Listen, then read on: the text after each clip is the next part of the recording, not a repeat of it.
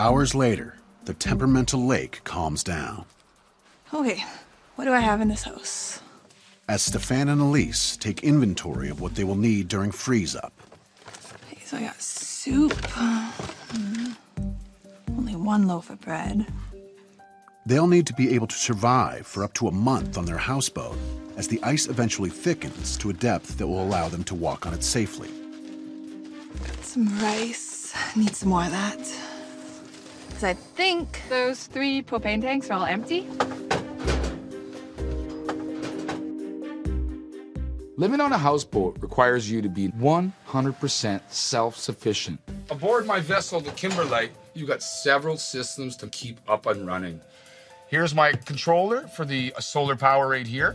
The sun is coming to the solar panels. My solar charger inverter is converting solar power into usable energy that I can use right now, like this light.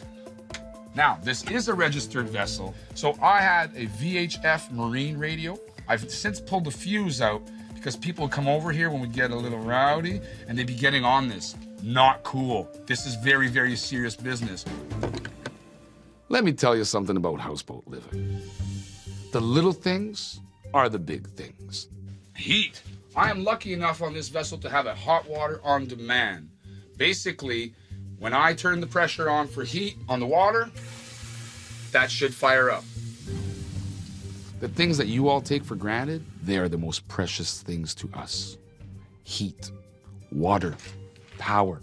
Because I've got the hot water on demand, I have a luxurious amenity, hot showers. That is, of course, provided that the hot water on demand is working properly. Living off grid, you have 0 sewer services. Let's talk about the toilet. 2 years ago, we invested approximately $2,000 with shipping because everything's expensive in the north. And we bought this Cadillac. It's got a 3-inch fan, which is always turning. So what it does is it takes the moisture out of that number 2 excrement so that what you're left with at the end of the day is a compostable. The problem with houseboats is always going to be the same for me. Space is at a premium. There's not enough of it. And now let me show you the captain's quarters. As you can see, it's literally just a bedroom. I've got about 1.5 feet between the bed and the wall, and that's it. It's just a place to rest your bones and get some sleep. I couldn't tell you what I know now 3 years ago. I'm continuously learning about the lake, about when it's time to grab pellets, when it's best to grab propane when it comes down to freeze up. Because there are consequences to pay for your negligence. We've still got a lot of work to do.